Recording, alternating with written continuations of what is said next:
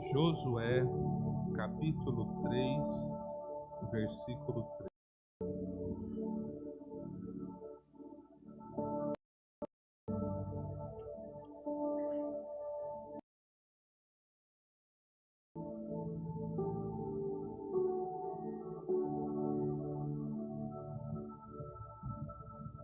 Os irmãos encontraram? Oremos então. Pai, no nome do Senhor Jesus, quero apresentar esse momento, pedindo que o Senhor ministre sobre nós tua santa palavra, que o nosso coração esteja aberto para receber das revelações que o Senhor tem para nós essa noite. Pai, que o Senhor nos desperte para viver uma vida totalmente alinhada com o seu propósito. Ministra sobre nós. Abra os nossos olhos, abra o momento para compreendermos a revelação por detrás da letra. A nossa fé vem de palavra de Deus. Por isso é de suma importância que nós compreendamos o texto, Senhor, porque se nós não compreendermos, então o maligno vem e arrebata. Não seja assim nesta noite. Queremos que a palavra entre e seja próspera, seja frutífera e seja a 100, a 60, a 30 por 1 semeada em nossos corações. Sê com cada um que está aqui, no nome santo do Senhor Jesus. Amém.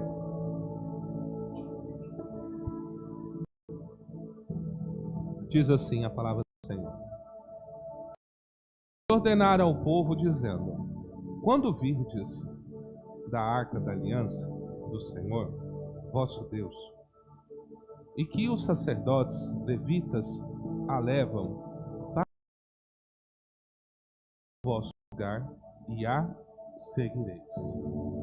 Amados, Deus, quando Ele tira o povo do Egito e Ele está conduzindo o povo à terra prometida, Ele começa a se revelar como Senhor para o povo de Israel. Ele mesmo vai declarar para Moisés: Abraão, Isaque e Jacó, eles me conheceram como Deus Todo-Poderoso. Mas você e o povo de Israel vão me conhecer agora como Senhor. Então veja, tanto Abraão quanto Isaque antes deles conheceram a Deus como Todo-Poderoso. Por exemplo, um Deus que dá filho a um homem de 100 anos e faz uma mulher que dá grandes livramentos. Mas agora ele vai se revelar como Senhor, aquele que constitui uma nação, aquele que dá normas, aquele que dá regras, aquele que dá estatuto. E agora os livramentos que Deus vai dar é muito diferente dos livramentos que Ele deu. Agora Ele abre mar, agora Ele manda pragas, agora Ele faz coisas que nunca se ouviu falar. Porque Ele está deixando claro que só existe um Deus, e é Ele. Ele está falando isso para o mundo, porque o Egito simboliza o mundo, e Ele está falando isso para os filhos de Israel, que é uma tipologia hoje também para a igreja. E quando eles saem, quando Deus dá esse livramento, então o Senhor Deus, Ele começa a falar assim: bom, para vocês entenderem o meu senhorio, vocês vão aprender como é o meu culto. Então eu vou instituir um grupo de pessoas que vão estar exclusivamente para o trabalho do culto. Eu vou fazer um lugar que seria a igreja. E esse lugar é chamado de tabernáculo. E Deus vai dizer o nome de cada peça que está dentro do tabernáculo. E existe uma peça, ela é considerada uma das mais importantes. Ela é chamada de a Arca da Aliança. Essa arca, ela carrega dois grandes simbolismos. Ela é um testemunho que existe uma aliança entre Deus e a nação de Israel. E o segundo que essa arca vai carregar é a presença de Deus está simbolicamente no meio do povo de Israel através dessa arca. Nós temos aqui dois tipos, né, da arca. Nós temos, esse aqui seria o tipo da arca. Era uma arca de madeira e ela era revestida de ouro. Ela tinha varais. Essa tampa, ela é chamada de tampa do propiciatório. Aqui dentro dela ficava a vara de Arão, ficava uma e ficava a tábua dos 10 mandamentos. E aí ele fechava essa arca, ele colocou num lugar, eu já expliquei para vocês, né? O tabernáculo, né? Aqui fosse o lugar santo e da porta para fora o átrio. Então, na antiga aliança, as pessoas, o máximo de acesso que ela tinha era lá na rua.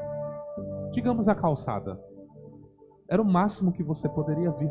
Você entrava na calçada, trazia o seu holocausto, a sua oferta, o sacerdote recebia, apresentava no altar e ele voltava falando se Deus recebeu.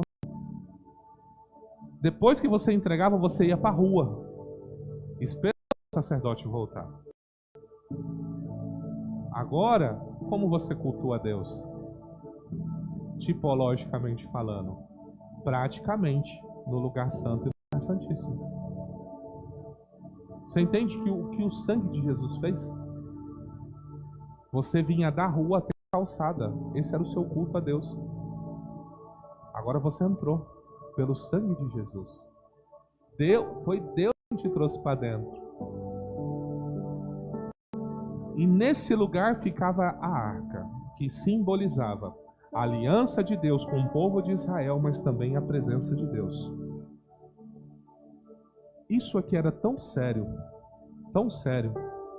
que só poderia se entrar uma única vez no ano, numa festa chamada Yom Kippur, que é agora, acho que é outubro, se eu não me engano, a data. O sumo sacerdote, ele entrava uma vez no ano, ele pegava do sangue que era feito no sacrifício e ele aspergia na tampa. E esse sangue, quando Deus via esse sangue, então Deus lembrava que ele perdoou todas aquelas pessoas que pediram perdão. Então, esse tabernáculo, ele era um tabernáculo móvel. Ele era fácil de desmontar. Então, como que funcionava? Olha que coisa. Eles estavam parados num lugar, e aí tinha uma nuvem que acompanhava de dia. A noite era uma coluna de fogo, porque no deserto, de dia é um 50 graus, mas à noite faz frio. Então de dia Deus os protegia do calor do sol, e à noite Deus os esquentava do frio. Era desse jeito. E a nuvem ficava parada, então o tabernáculo ficava parado. Quando a nuvem começava a se mover, era uma correria. Porque a nuvem começava a andar, fala assim, ó, é pra gente andar. Começava-se a desmontar as peças e carregar. Somente os levitas poderiam desmontar e montar as peças. Somente eles. Qualquer outro que se atrevesse a tocar, essa pessoa seria amaldiçoada. E a Bíblia diz que ele seria extirpado do povo. Ou seja, receberia a carta e fala assim, você está expulso da igreja. Era isso. Era Deus que mandava expulsar. Então era só os levitas que poderiam fazer esse trabalho. Então era assim. Eles ficaram seus 40 anos fazendo isso. Andavam 1 quilômetro, parava, ficavam 1, 2 semanas, às vezes um dia, 2. Era assim. O que Deus fez? Deus fez eles andarem em círculos. E eles estavam a 1, 2 dias da terra prometida. Vocês lembram por que eles ficaram andando 40 anos em círculo? Vocês conseguem lembrar? Hã? Por quê?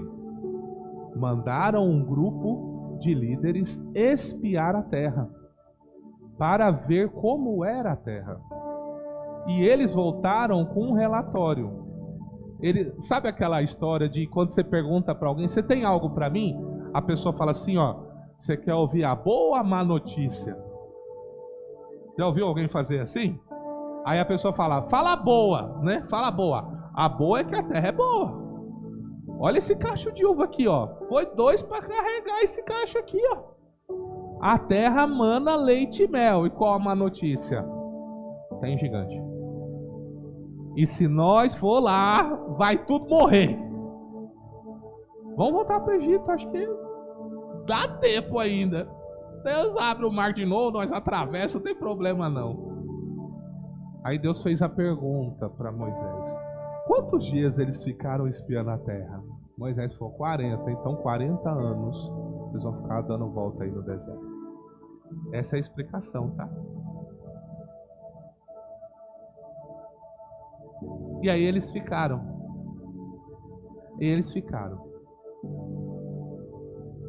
E agora, imagine você.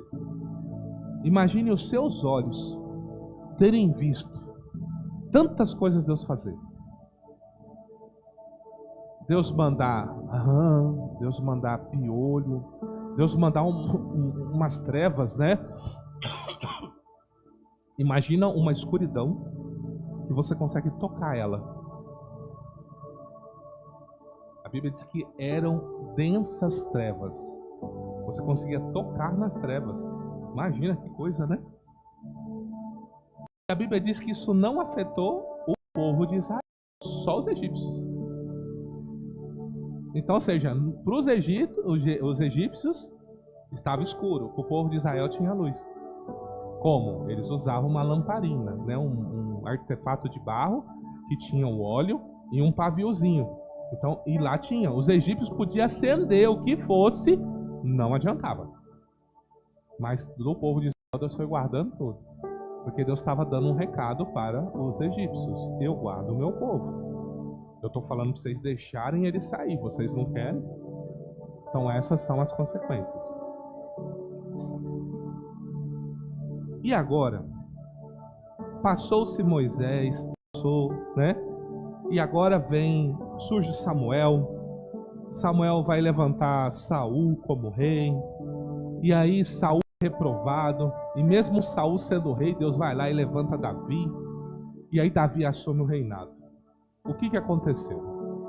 Os filisteus haviam tomado a arca. Porque quando ainda tinha o sumo sacerdote ali, o que o povo costumava fazer quando tinha uma guerra? Eles pegavam a arca da aliança e iam levar lá para a guerra, para dizer para os adversários: Deus está conosco. Mas quem foi carregar a arca? Os filhos de Eli. Para você que não sabe, os filhos de Eli, eles não respeitavam as ofertas. Eles pegavam mulheres com elas. Todo Israel sabia disso. E Eli o que fazia? É filhinho de papai. Então Deus falou: eu vou pegar os seus filhos e vou pegar vocês. E aí, quando os filhos pegam a arca, nós é sacerdote, eu posso pegar a arca, vamos. E foi. Chegou lá, Deus não foi com eles. Os filisteus prevaleceram, mataram e levaram a arca. Quando Eli ouviu falar que a arca foi, a Bíblia diz que ele era obeso, muito gordo. Ele caiu da cadeira e quebrou o pescoço. Aí tem uma célebre frase, não sei se você já leu isso na Bíblia, que nasceu um dos filhos, né, um dos netos de Eli, e a nora de Eli, deu o nome de Icabode. Foi-se a glória de Deus, porque levaram a arca. Agora Davi assume. Quem é Davi? Davi é matador de gigante. Davi é matador de filisteu. Davi não tem problema de guerrear. Então o que ele falou? Vou buscar a arca. Vou trazer a arca de volta, porque agora, ó, tô aqui. Se eu guerreei por Saul, se eu guerreei, não vou guerrear pelo Senhor? A arca de Deus tem que estar aqui em Jerusalém. E ele foi buscar. Mas qual o problema? Dizem que de boa intenção. Você pode completar a frase? É bom a gente falar de ditado do mundo, né? Que todo mundo sabe, né? E Davi foi todo bem intencionado para buscar a arca. Todo bem intencionado.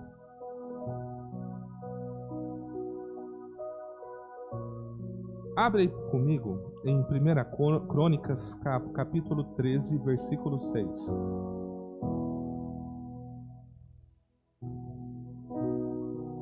Primeira Crônicas, capítulo 13, versículo 6.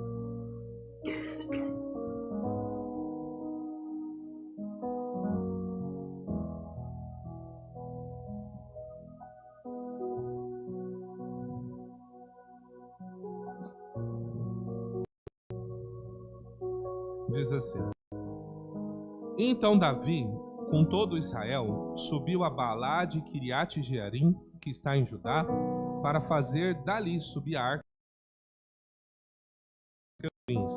sobre o qual era invocado o seu nome.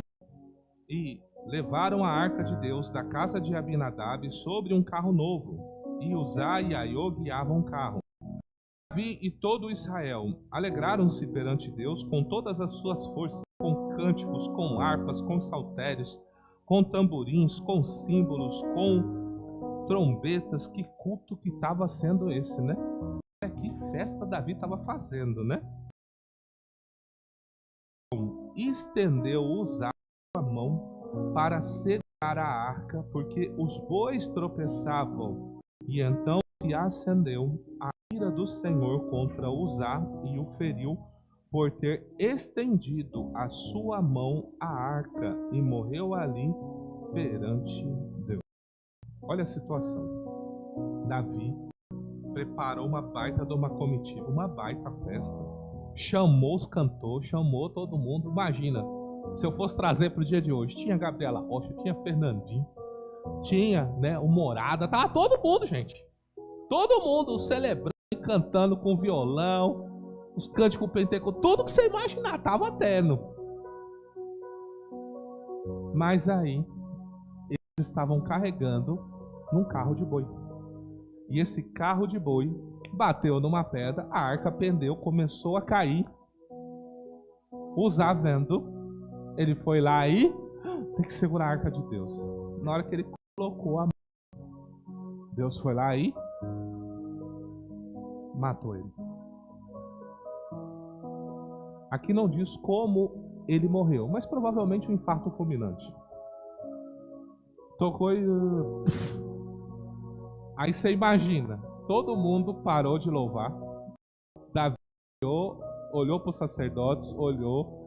Você imagina a cena. Davi falando, e agora? O sacerdote falou, eu não chego nem perto. E aí Fernandinho falou, eu? Se ele que é o levita lá, aconteceu aquilo com ele, imagina eu. A Bíblia vai dizer que Davi ficou com muito medo e falou assim, vamos parar por aqui. Vamos ver o que a gente vai fazer. Com quem pode ficar a arca? A Bíblia diz que ficou na casa de Obed-Edom por 3 meses. A Bíblia diz que na casa de Obed-Edom houve uma prosperidade sobrenatural. Levaram isso correndo para Davi. Ó, desde que a arca está na casa de Obed-Edom, o homem prospera. Então Davi pensou, a ira de Deus passou. Dá para ir buscar a arca. Mas agora Davi resolveu estudar a Bíblia. Porque ele foi lá, comprou um carro zero, falou, não, a arca vai no carro, vai ser o carro top. Qual que é o carro top? Ah, Hilux? Vai numa Hilux. Só estou conjecturando, tá? Para vocês entenderem como que foi. Aí agora Davi virou e falou assim: o que será que a Bíblia fala sobre como que se traz a arca?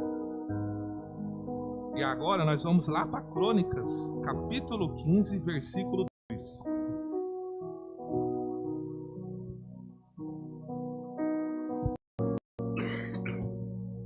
Primeira Crônicas, capítulo 15, versículo 2. Então disse Davi: ninguém pode levar a arca de Deus senão os levitas, porque o Senhor os escolheu para levar a arca e para o servirem eternamente. Porquanto vós não a levastes na primeira vez, o Senhor nosso Deus fez rotura em nós, porque não buscamos segundo a ordenança. Santificaram, pois, os sacerdotes, os levitas, para fazerem subir a arca do Senhor Deus de Israel. E os filhos dos levitas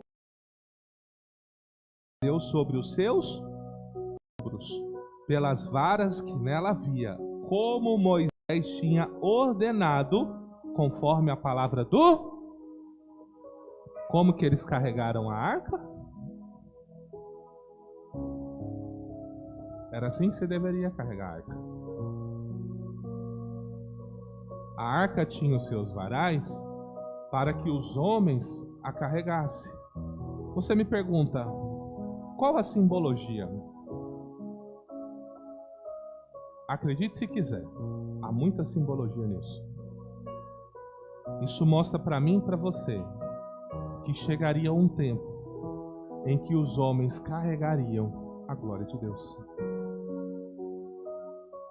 Isso aqui foi para mostrar que chegaria um tempo em que eu e você carregaria a glória de Deus, sendo ou não levita. Então eles fizeram desta forma aqui, ó. E aí não aconteceu nada. Conseguiram chegar com a arca em Jerusalém, porque Deus mandou que fosse desse jeito. Sabe o que significa? Que eu e você, a gente não deve inventar nada daquilo que Deus já estabeleceu. Se Deus mandou, não é eu e você que vamos inventar a roda. Se Deus mandou você fazer algo, você conferiu se aquilo está na palavra de Deus? Aí você fala, mas espera aí, você está dizendo que Deus me mandaria fazer algo que não estivesse na palavra? O Deus da Bíblia sempre vai mandar você fazer algo que esteja alinhado com a palavra dele. Mas a pergunta é, será que foi Deus quem falou com você? Porque nós interagimos com o mundo espiritual e nem sempre os seres espirituais que se revelam para nós são da parte de Deus. A Bíblia diz que não é de se admirar que Satanás se transfigure como um anjo de luz. É possível o diabo aparecer para você na forma de um anjo e você achar que é Deus. Esses dias eu vi um testemunho na internet de uma moça que um anjo governava ela e dizia tudo que ela tinha para fazer. No princípio parecia ser Deus, até que ele começou a aprisionar ela. E aí ela começou a conflitar com a palavra e ela começou a perceber que tem alguma coisa errada. É muita ameaça. Não está batendo com Deus da Bíblia. E aí ela entendeu. Depois de anos, achando que estava servindo a Deus, que ela estava servindo um demônio na igreja. Quantas pessoas será que ela entregou alguma coisa e foi o diabo que usou a boca dela para entregar? E ela acreditando que era Deus. Por isso, nós temos que saber. Moisés, quando Deus o comissionou para falar, vai no povo e diz que eu estou te enviando, ele falou assim, tá bom. Como que eu te apresento? Que nome que eu falo para eles? E ele vai falar? O eu sou te enviou. É assim que Deus fala. E é assim que ele anunciou. Eu preciso... Como que as pessoas vão ler a tua palavra e entender que eu estou agindo conforme está nas Sagradas Escrituras? Então agora Davi fez da forma correta. Davi corrigiu o seu erro. Davi resolveu estudar.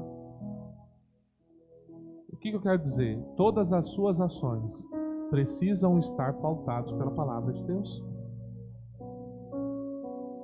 A intenção foi boa. O resto foi bom.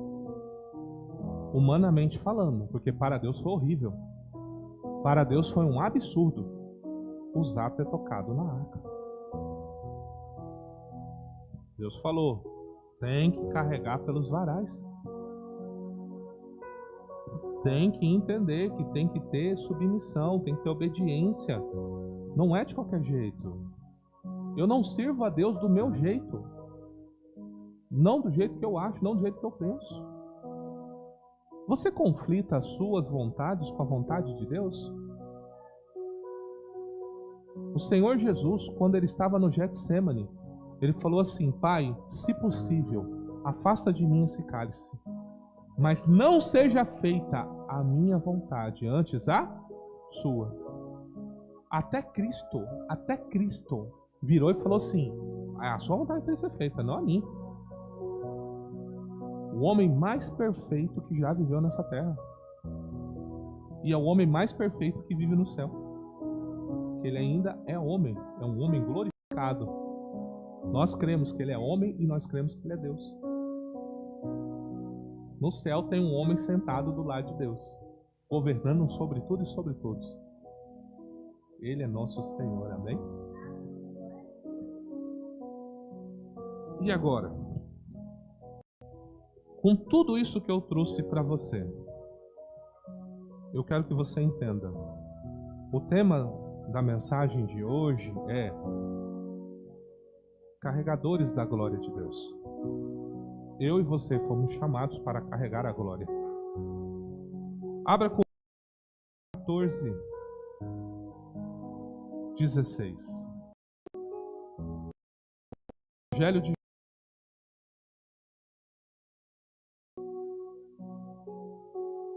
Vamos falar da vida de Deus em nós, que é um tipo da arca e um tipo dos levitas. Eu rogarei ao Pai, e ele vos dará outro consolador, para que fique convosco para sempre, o Espírito de verdade, que o mundo não pode receber, porque não o vê nem o conhece. Mas vós o conheceis, porque habita convosco e estará em vós. Não vos deixarei órfãos, voltarei para vós. Ainda um pouco e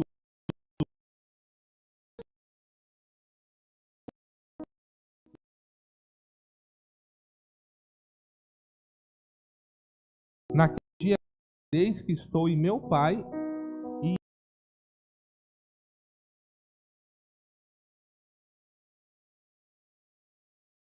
esse é o que me...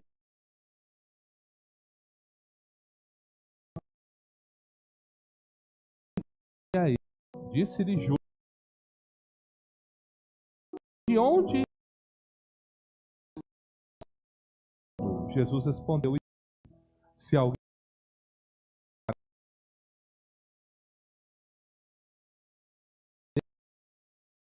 faremos, não entenda. Talvez a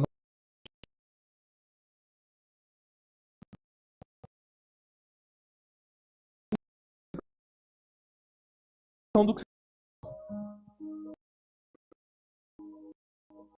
algo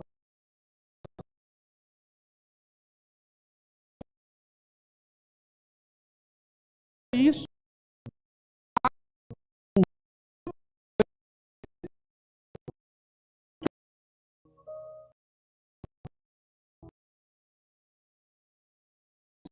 Não sei se isso é bom, eu não consigo.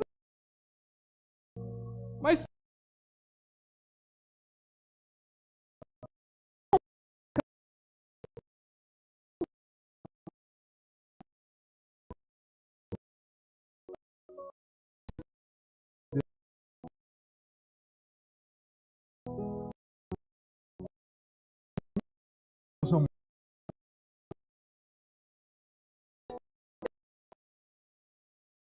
é o ser mais extraordinário que tem, o Criador de todas as coisas.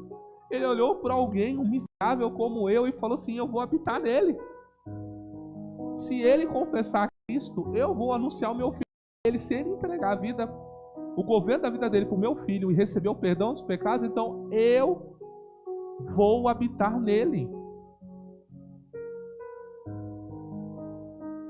Então agora existe a presença e a glória de Deus sobre nós, dentro de nós, simbolizando o quê? Esse mesmo ato aqui, ó.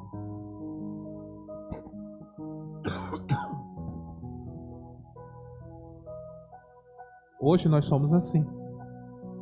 Aonde eu e você vamos, no mercado, no vizinho, na igreja, nas comunhões de família, nos casamentos, nas festas de 15 anos, nas praias, nos resorts, aonde nós vamos, nós somos como esses levitas. Isso aqui é contínuo. Não existe um momento que um crente em Jesus não carregue a glória e a presença de Deus. Para você talvez tenha 1 ou 2 segundos que Deus não está com você, mas para Deus, uma vez que vocês dois têm aliança, isso é para sempre. Você entende o quão é importante a sua consciência? Que aonde você vai, você carrega a presença e a glória de Deus. E agora, eu vou ter que voltar nos exemplos de Davi e de Uzá. Porque se você entender o que eu estou falando, então você pode ter a postura de Davi, quando ele foi primeiro buscar a arca e não sabia como buscar. Ou você pode ter a postura de Davi, que entendeu que ele estava carregando algo muito precioso e que o próprio Deus estabeleceu como se deveria carregar. Colossenses 2,14. Eu gosto de construir as pregações na Bíblia, irmãos, para que vocês entendam que tudo que o Senhor está revelando está amplamente.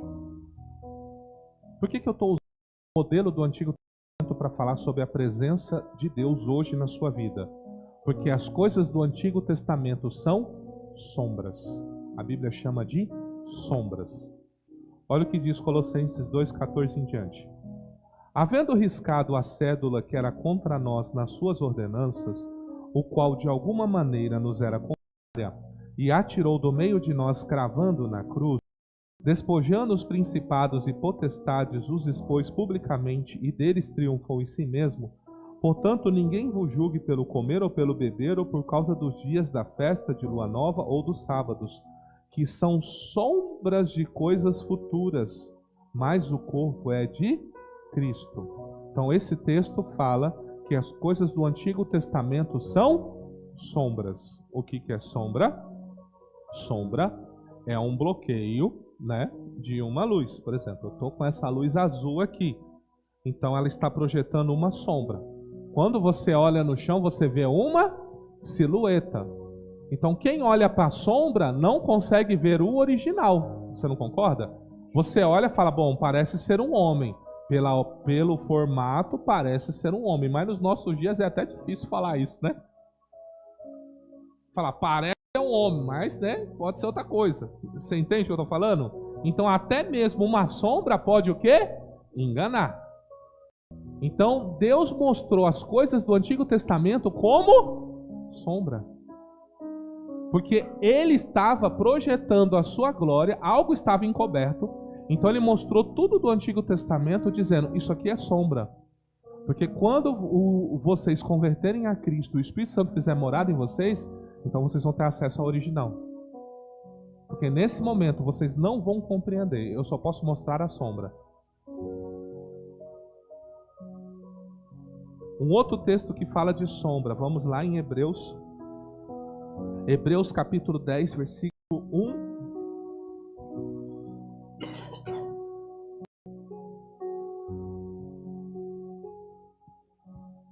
Hebreus capítulo 10, versículo 1. Porque tendo a lei a sombra dos bens futuros, e não a imagem exata das coisas, nunca pelos mesmos sacrifícios que continuamente se oferecem cada ano, pode aperfeiçoar o que a eles se chegam. O que ele está dizendo? Tendo a lei à sombra dos bens futuros. Então ele está dizendo a mesma coisa. Em Colossenses ele está dizendo que as coisas do Antigo Testamento é sombra. Aqui ele está dizendo o quê? As coisas do Antigo Testamento é sombra. Então quando eu olho para o Antigo Testamento, eu vejo como sombra. Quando eu olho para o Novo Testamento, eu vejo como realidade. Agora eu vejo a imagem. Deus, o objetivo de Deus era revelar a Cristo. Então eu via como sombra. Hoje eu vejo como realidade. Então veja. Eu trouxe o exemplo da arca para conscientizar você que você tem uma missão. Você tem uma aliança com Deus. Você é filho, você é filha de Deus. Você não pode andar de qualquer jeito. Eu não estou falando de roupa, gente. Embora você tenha que saber se vestir. Eu estou falando de algo muito mais. A maneira como você se porta. Na sua casa. Como você se porta no seu relacionamento. Como você se porta na sua empresa. Como você se porta lá no seu trabalho. Quando você está no meio da sua família.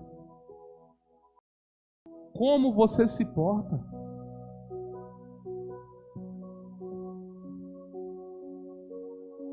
Talvez você não entenda o que significa ser uma testemunha. Alessandro, abre para mim Atos dos Apóstolos, capítulo 1, versículo 8. Atos dos Apóstolos, capítulo 1, versículo 8.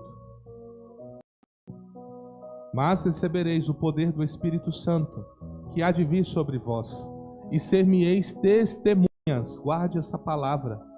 Ser-me-eis testemunhas, tanto em Jerusalém como em toda a Samaria até aos confins da terra. Você é uma testemunha de Jesus. Por isso que você é um carregador. O que significa ser testemunho? Testemunho é eu guardar algo, a verdade, e estar disposto a morrer por ela.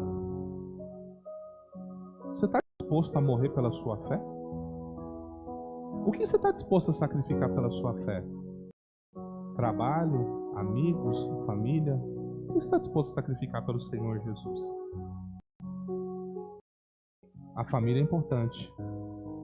É a base da sociedade. Mas, biblicamente falando, se a sua família for oposição à sua fé, a Bíblia manda você se apartar da sua família.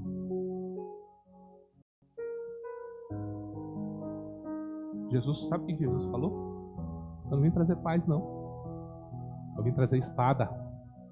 Porque a hora que você começar a falar da sua fé, as pessoas vão te chamar de louco. As pessoas vão dizer o quê? Agora tá indo na igreja? Até ontem estava aqui. Eu falei, uai, eu não posso me converter? Eu não posso me arrepender? Eu não posso decidir agora que eu quero viver para Deus? Somos julgados pelo passado. Mas o Senhor nos chama para estarmos dispostos a, até se for o caso, morrer por Ele. Por isso você carrega essa glória. Por isso que Ele te confiou o Espírito Santo. Porque sem o Espírito Santo, você não consegue ser testemunha de Cristo. Não tem como você testemunhar de Jesus, não tem como você anunciar a Cristo sem... Jesus sabia disso, por isso que Ele rogou. Eu já expliquei para vocês como funciona o rogar. Posso lembrar.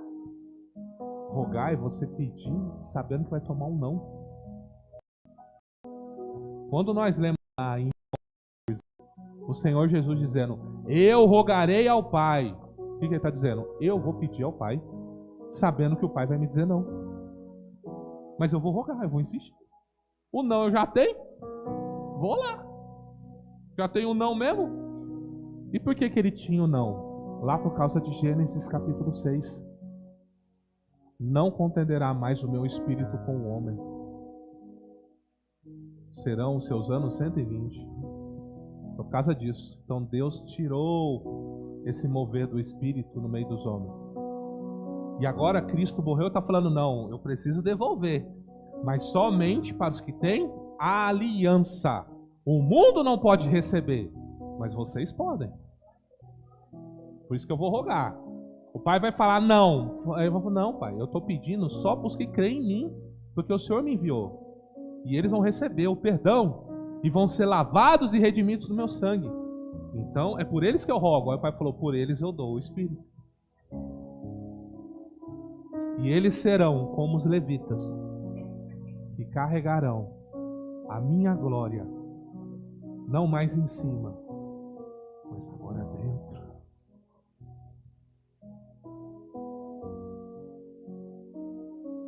Gálatas, capítulo 2, versículo 20. É Bíblia. Vamos ler Bíblia.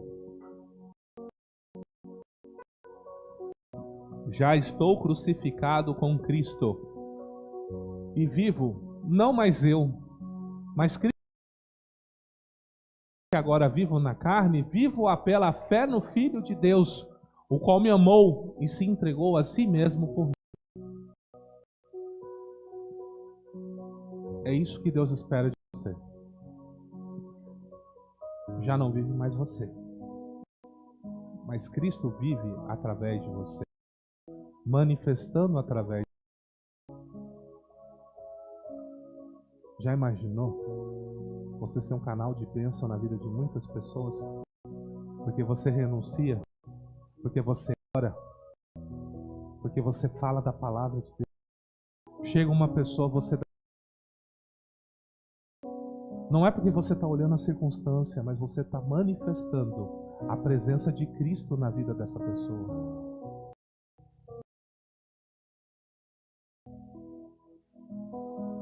Então, há uma responsabilidade. Você concorda comigo? Nós temos uma responsabilidade, não temos? Abre aí para mim Romanos capítulo 2, 24. Romanos capítulo 2, versículo 24. Como está escrito, o nome de Deus é blasfemado entre os gentios por causa de vós. Sabe o que significa isso? Tem pessoas que blasfemam a Deus por nossa causa.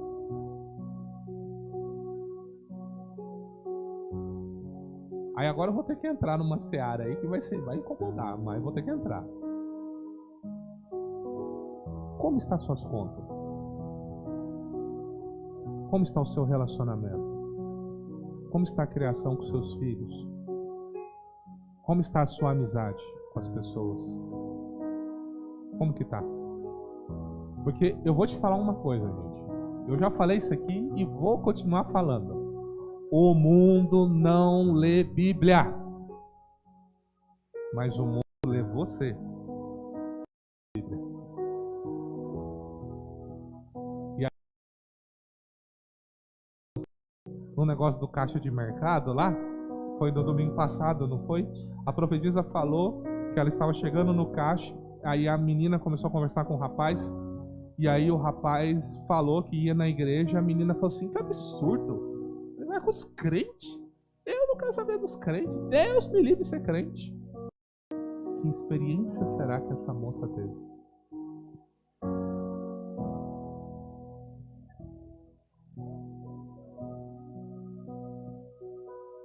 Uma experiência familiar. Já imaginou? Aí a gente quer convidar pessoas para vir para a igreja. Aí a pessoa me observa. Ela vê o pé com meu marido. Ela vê eu xingando o vizinho. Ela vê que quando eu tô na rua, sai tropeçando. Não olha pro chão de jeito nenhum. Eu sou do tipo assim.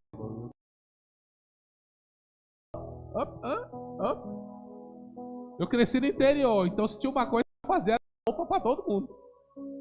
Era assim, era assim, ó, nem conhecia a pessoa, mas conhecia meus pais. Você é filho do Maurício, fazia, e era assim.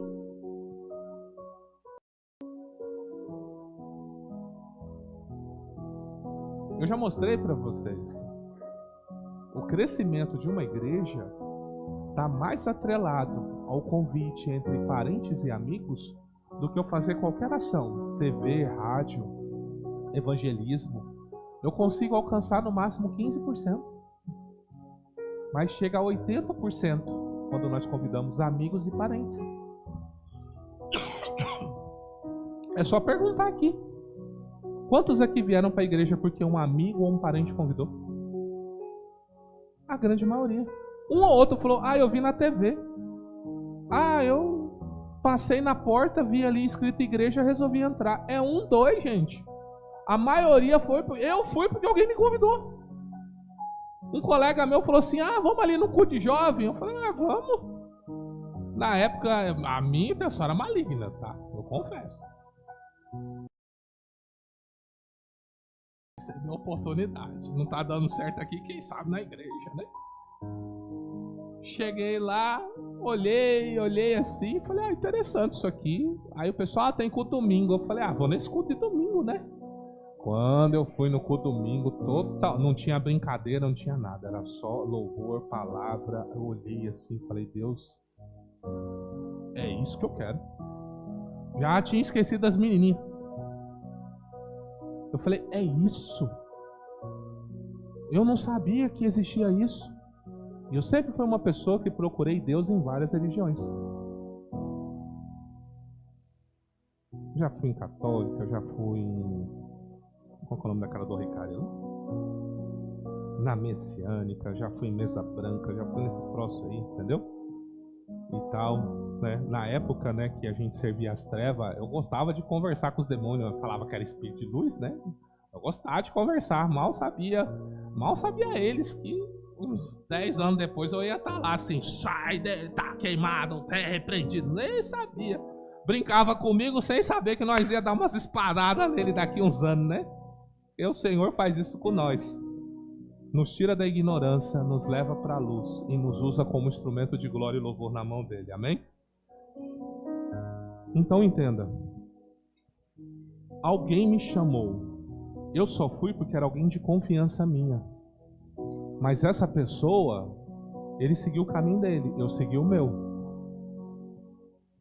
Então, essa pessoa que eu poderia chamar de pai na fé, ele seguiu a vida dele. Continuou indo na igreja, mas do jeito dele. E eu mergulhei. Porque eu entendi que Deus tinha um chamado para mim. Então eu mergulhei. Mas eu também passei por os momentos de esconderijo, onde Deus me escondeu para me treinar. Onde Deus precisou tratar em mim questões pessoais de pecado, que eu já também confessei para vocês. A grande pergunta que eu faço para você é: quem é você na ordem do dia? Você é o Davi que coloca a arca em carro de bois e vai levando, torcendo para não acontecer nada de errado no caminho?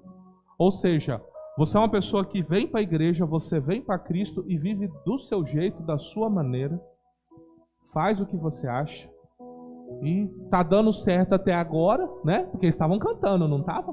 Tava celebrando, tava todo mundo falando, ô glória, o culto hoje tá brasa pura, até que alguém morreu.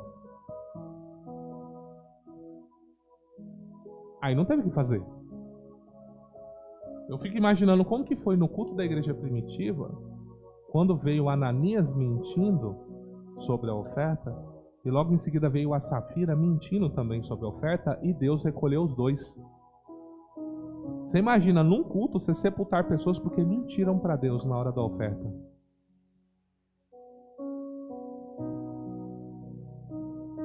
Eu não sei você, mas eu ia ficar aterrorizado. Eu ia estar preparando a oferta, falou assim, não tem o Ananias ali, Deus acabou de matar ele ali na frente do altar porque ele ofertou errado. Eu ia pegar a oferta, devolver pro bolso e falar, vou orar mais um pouco para saber se é isso que Deus quer. Vai que eu sou o próximo, não quero ser o próximo. Não é assim? A Bíblia diz que a morte dos dois gerou temor na igreja. Então nós somos como Davi. Nós carregamos essa presença. Nós carregamos essa glória. A pergunta que eu faço para você é: quem tem sido você? Como você tem se portado diante de Deus? Eu não estou falando quem tem sido você diante da IBCC, lá na Vida Plena, lá é Vida Plena, né? Lá na Vida Plena. Não estou perguntando qual é a sua postura na igreja, eu estou perguntando qual é a sua postura diante de Deus, diante de tudo. Porque Deus não é só na igreja, gente. Eu acho que você já deve ter percebido isso. Deus é na sua casa, Deus é no seu trabalho. Quando você está indo no mercado, nem que seja para comprar um pãozinho lá, Deus é com você lá. E aí chega alguém e fala uma bobagem para você, e aí tu ri dessa bobagem.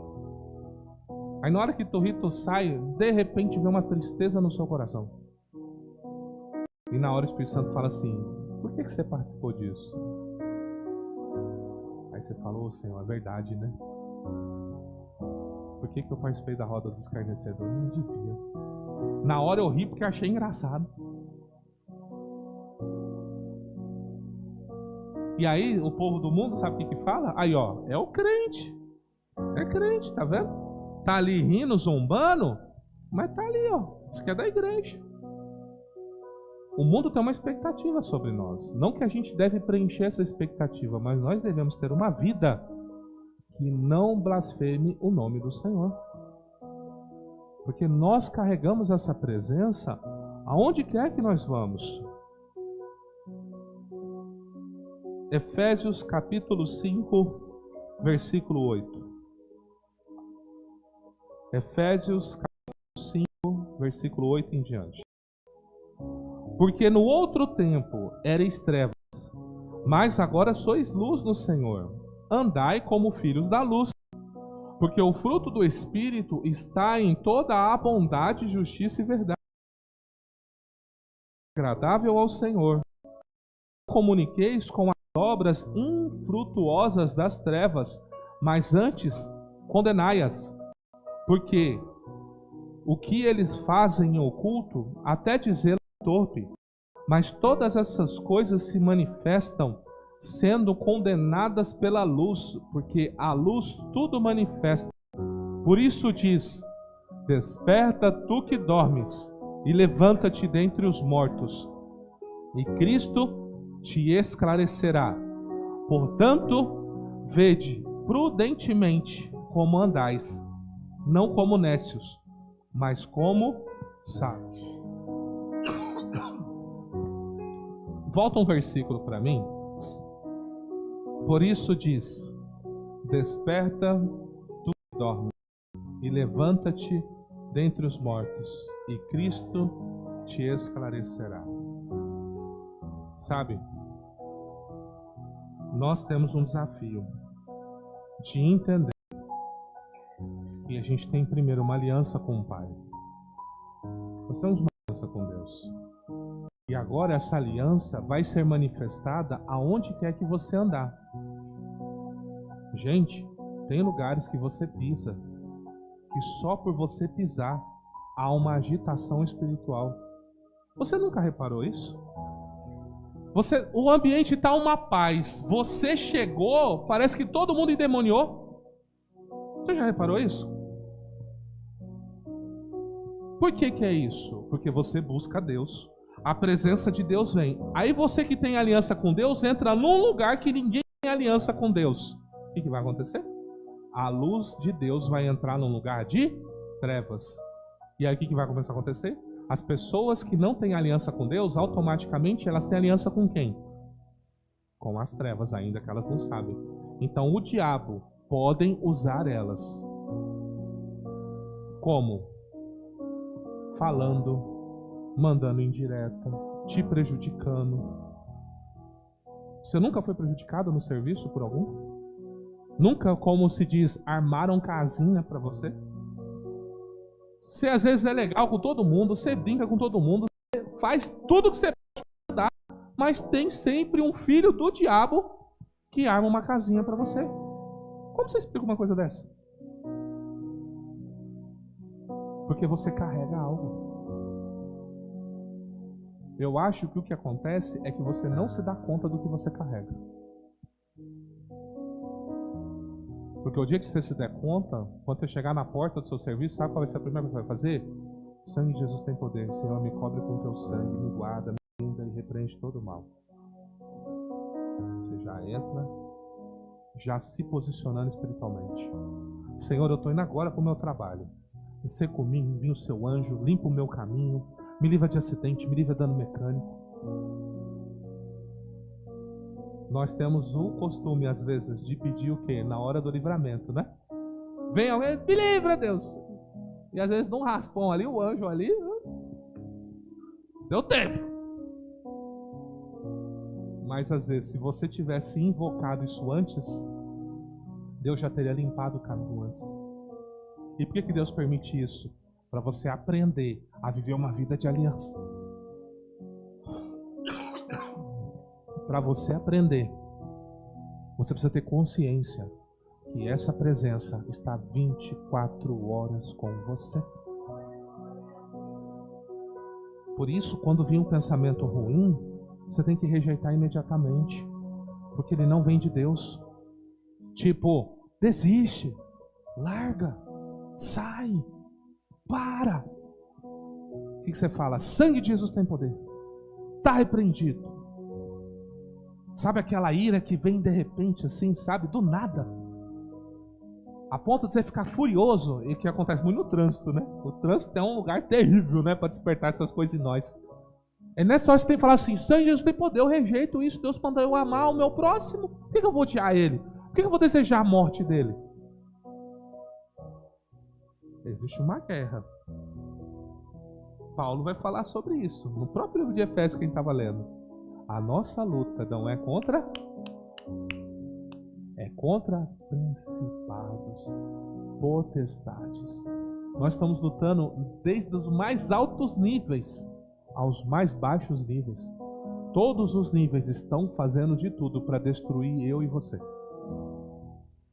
Eles começam com um pensamento: se mata, termina a sua relação, saia da igreja, saia do trabalho. Deus manda sair do trabalho? Deus manda sair do trabalho. Mas normalmente quando Deus manda sair é porque ele já tem outra porta.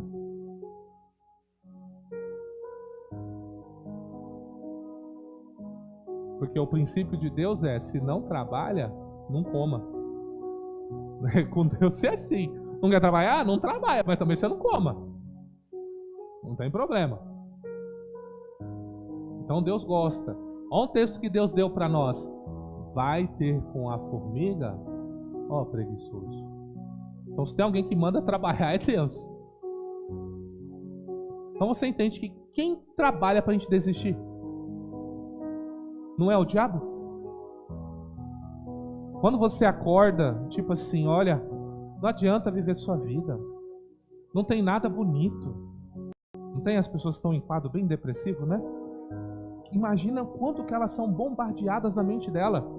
A vida não vale a pena, não tem nada bonito neste mundo. E tem, gente. Tem tantas coisas bonitas pra gente usufruir. Eu não esqueço uma vez que eu estava com um casal e eles moravam num lugar assim muito bonito, tinha muitas coisas. Eu virei para ele e falei assim, ó, vocês não usufruem disso aqui, né? Ah, não, a gente está aqui porque vocês estão. Sabe o que eu falei para eles?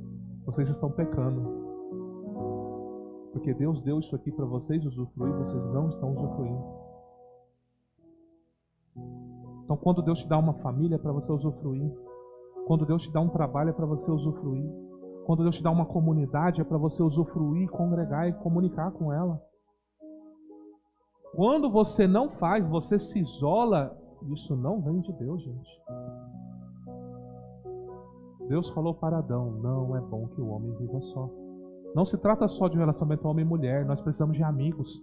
Nós precisamos de comunhão, nós precisamos de amizade. Nós precisamos de pessoas para, às vezes, virar para mim e falar assim, posso orar por você?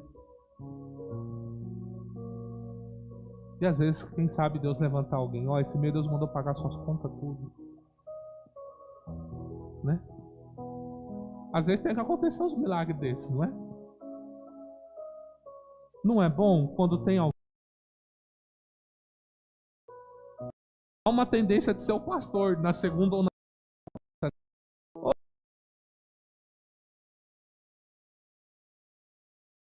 não deu problema aqui, você, né?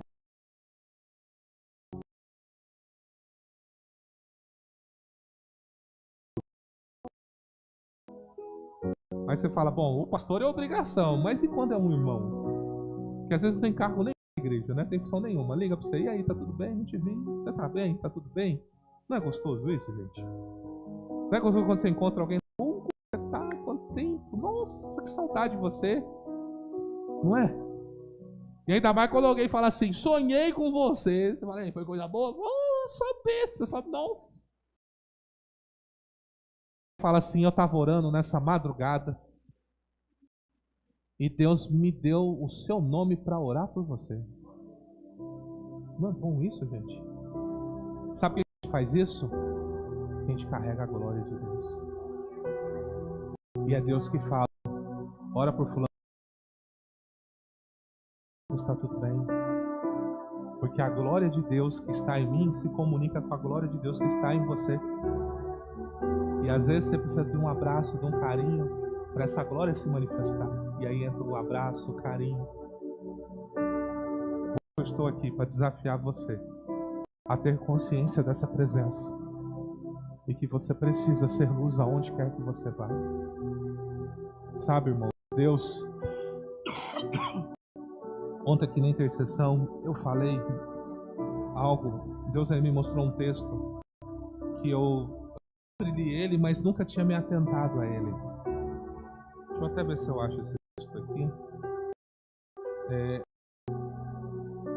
Onde Deus fala que ele ia santificar os filhos de Israel com a sua glória. Aí eu olhei assim aquele texto, sobressaltou, eu falei, como assim? Eu sei que a palavra santifica, eu sei que o sangue santifica, né? Mas eu não tinha consciência que a glória santificava. E aí eu falei, nossa. E aquilo queimou no meu coração. Entenda, eu devo ter passado por esse texto umas 20, 30 vezes nesses últimos 25 anos que eu sirvo o Senhor. Mas foi essa semana que Deus quis falar isso comigo. A minha glória santifica. Então, se eu sou um carregador da glória, eu sou santificado o tempo todo. Eu sou perdoado o tempo todo. Eu sou limpo o tempo todo. Já não há mais condenação para quem está em Cristo. Mentiu, roubou, furtou, adulterou, gente. Quem está em Cristo, nova criatura é. As coisas velhas se passaram, tudo se fez novo. Eu não posso deixar Satanás usar o meu passado para me condenar, ainda que seja na boca de pessoas. Deus tem vida nova para mim e para você.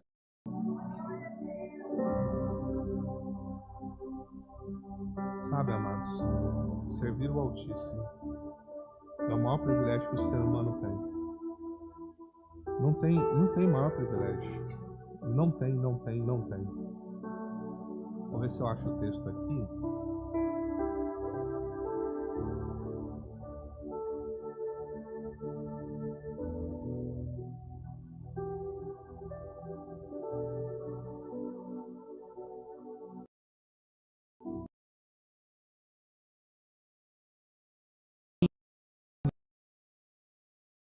Do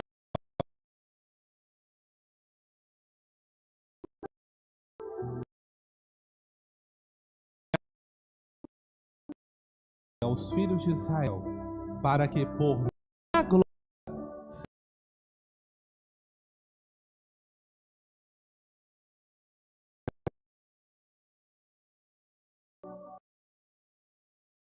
diz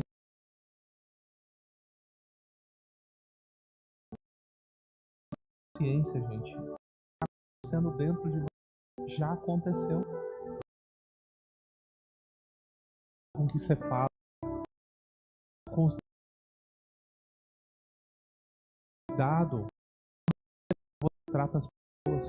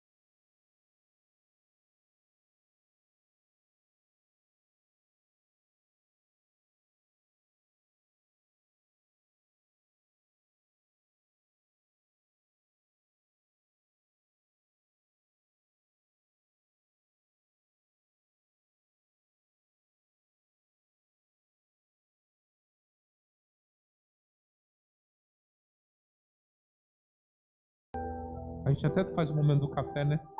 Só pra gente se dar um abraço um no outro. É pra isso, gente. Porque a gente vai ficar a semana inteira sem se ver. Então, não vamos desprezar essas pequenas coisas, amém? Você que pode, fique em pé. Quero fazer uma oração com você.